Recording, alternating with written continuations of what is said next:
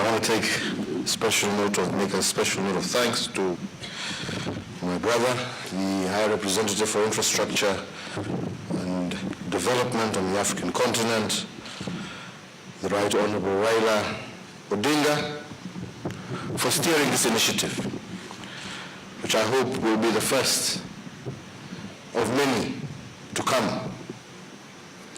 Our African dream is a storied tale of a continent that brims with promise, finding its feet in the modern world and strongly confident and striding confidently into the future of peace, prosperity, and unity.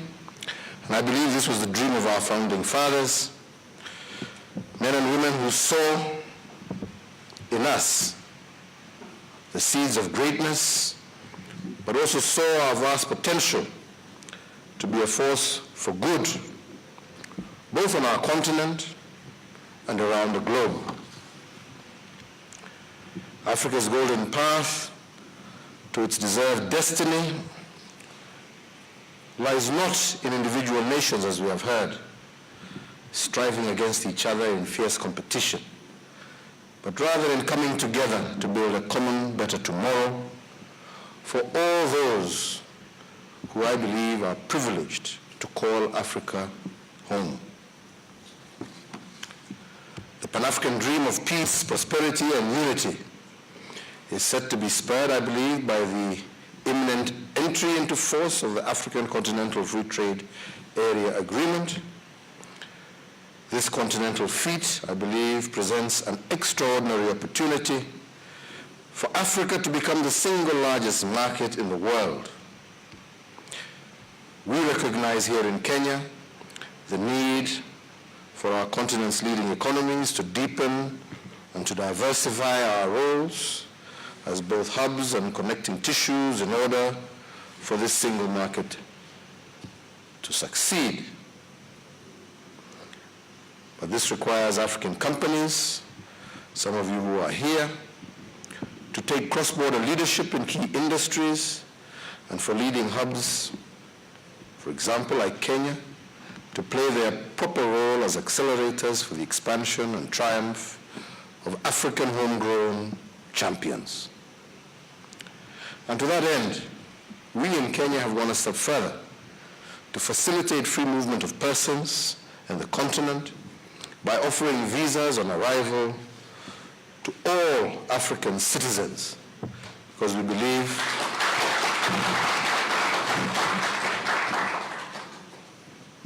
that we need to be able to move in order to trade.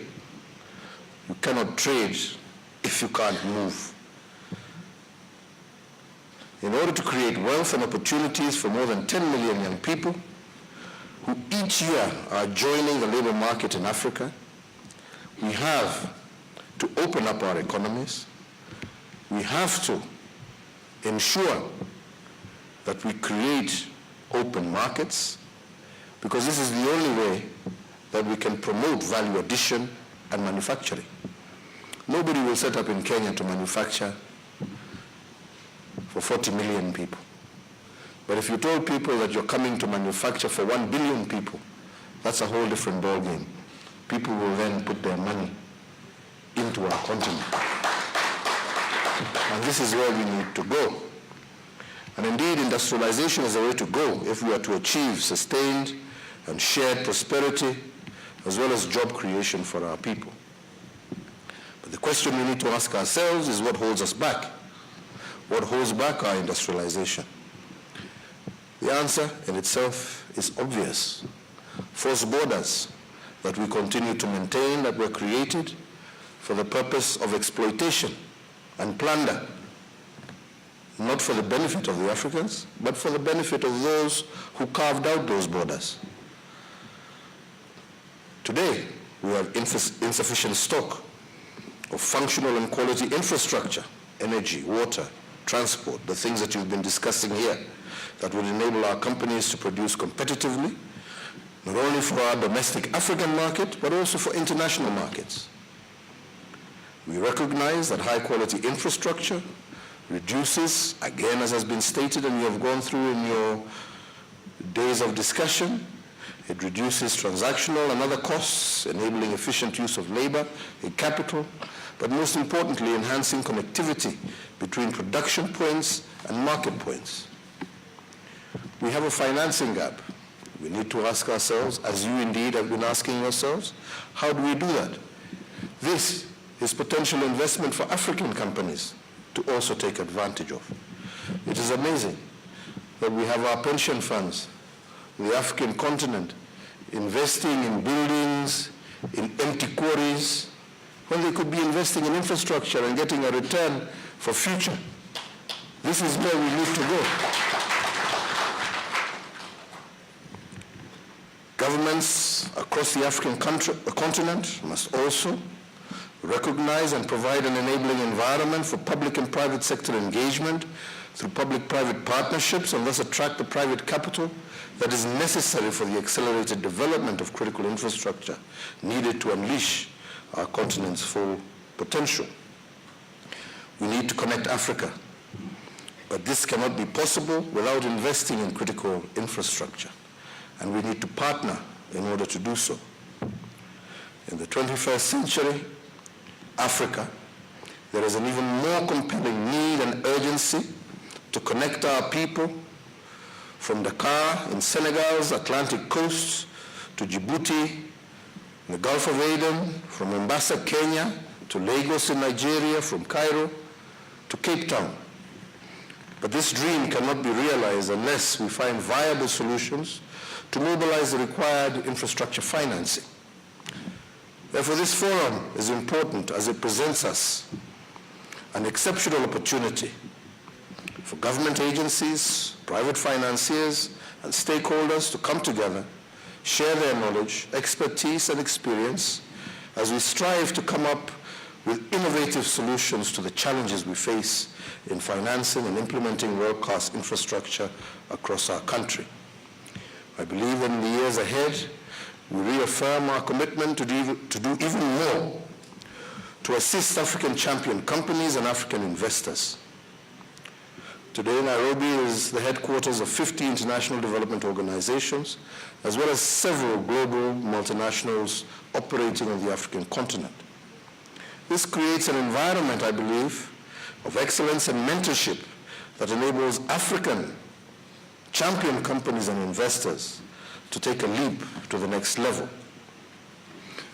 I want to thank at this stage my good friend and your fellow African champions, because I believe that what you're trying to do is to provide valuable lessons based on the experiences that you have had.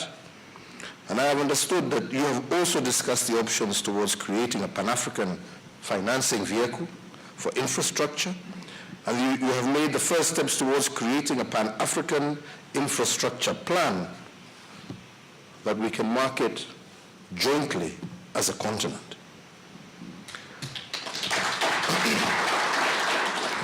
Let me underline this fact, that the African Union also has a key role to play in promoting and supporting efforts of member states towards the realization of their development goals and addressing the challenges they face in implementing infrastructure projects. So in this regard, I want to continue to challenge my friend and brother through you, the Union, that we must do more. That the African Union must become the vehicle that promotes our prosperity and our unity. In every African culture and society, in all our languages, there is a common saying from our ancestors that always reminds us that unity is strength. If as a continent we came together and build regional and continental infrastructure platforms and networks, the benefits for the individual states, regional blocs, and the continent as a whole will elevate our entire continent to greatness. I commend you, Afro-Champions, for your initiative. I commend the African Union's High Representative for Infrastructure for convening this infrastructure Boma. And I look forward to our continued collaboration as we explore further innovative and practical game-changing solutions aimed at accelerating the social and economic prosperity of our country. Indeed, on behalf of the government of Kenya, I once again reaffirm our long-standing commitment to serving as a leading hub for African champions, particularly African multinational companies seeking to expand their operations and influence across the African continent and beyond. I want to take this opportunity also to thank all moderators, all the panelists, all the speakers, participants for their active participation and invaluable contribution during this conference. So, I will finish the written one.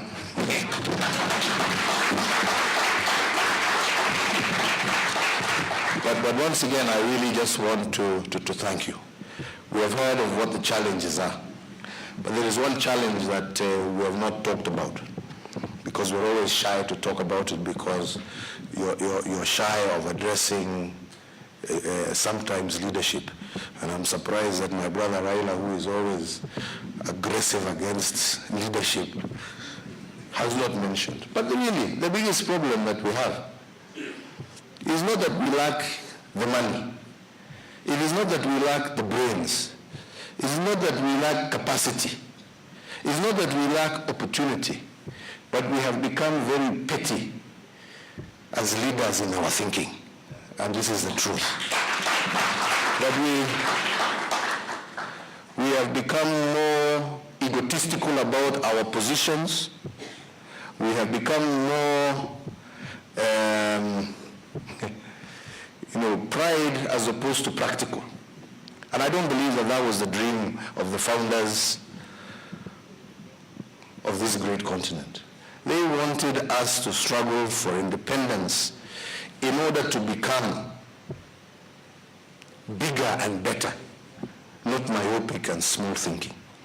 And that was the spirit of Pan-Africanism, a spirit that unfortunately we have lost and we're trying to regain.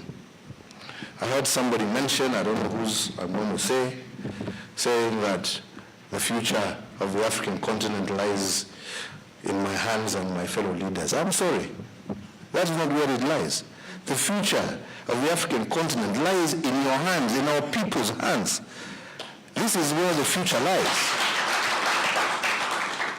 And where we find impediments, we must deal with impediments and sort them out. And I am telling you, Africans are beginning to start to take their future in their own hands. And those who are going to be impediments, anyway, mnajionea, sio mimi nasema, it's happening, right? So what we need to do is to become facilitators of our people, is to become facilitators of our private sectors. It is to remove the smallness of thinking into the largeness that Africa truly is, and to facilitate that to become a reality.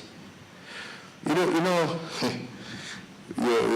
know, many of you are Kenyans also, so you know the story. Last year, or 2 years ago, we were fighting severely with my good brother here as to who will be president, who will not be president, who will be what, right? And we fought. And, the country was not going this way or that way, and we had an election. My friend went and said he's rejected it. He doesn't agree. Forced us to another one. Now we kept saying, now how many elections are we going to continue having? But at one point, we came up to terms and said, what is leadership at the end of the day? What is it that we want to do? Is it to move our countries forward, or is it about individual people? And for a brief moment, we sat back and we said, no, it is wrong for us to split and move our country backward in order for one individual to move forward. And we have to find a solution. And we decided that we must come together and work together in order to be able to achieve that dream, that vision that was our forefathers. That's why they struggled. They didn't struggle for us to come and play small politics. They suffered because they wanted all of us to move forward together. And truth be told, that is what we have been working on. That is what we have been discussing. That is the agenda that we have put at center stage. Huh? That's why I encouraged him. You know, this is a critical agenda. How do we bring our people together? That's why I have no problem. We may belong to different political parties. We may come from different political regions, but we have the same objective. So, if I can use his brain, if I can use his energy, if he can use mine, and we are able to move forward together, why not? Why not? You know? Why not? You know, I find it so strange that where we have been trying to move to bring people together, when you read the newspapers and you listen to people in funerals and in weddings talking, do you know, from the first time we met, we have never mentioned the word ODM, we have never talked about the Jubilee, we have talked about Kenya, we have talked about Africa. But if you read the paper, oh no, this is new political machinations, I don't know, who is planning, he has never told me he wants to be president in 2022. I have not told him that I want to continue to be president in 2022. We have just been talking about the issues that affect our people. When it comes to infrastructure, what do we need to do? And we discuss, and we support one another, and we agree. When it comes to health, this is what we need to do.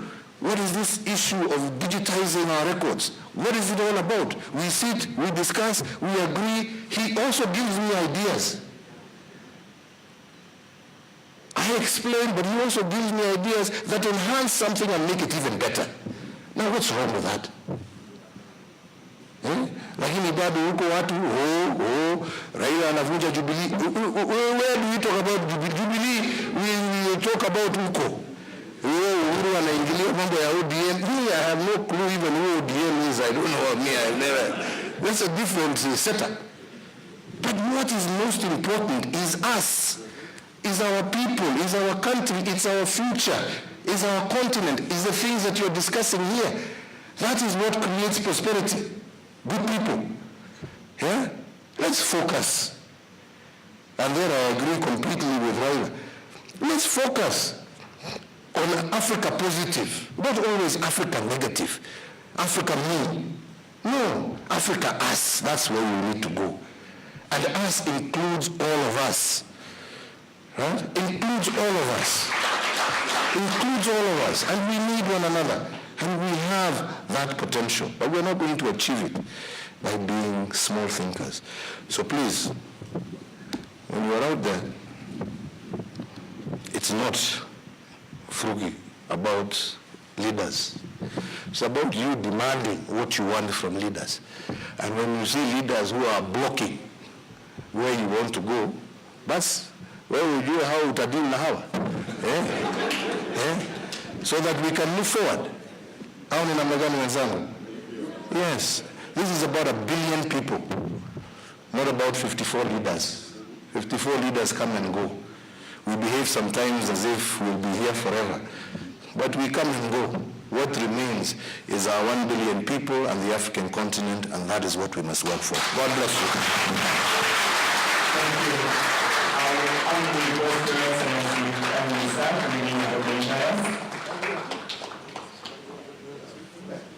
I invite His Excellency Raila kindly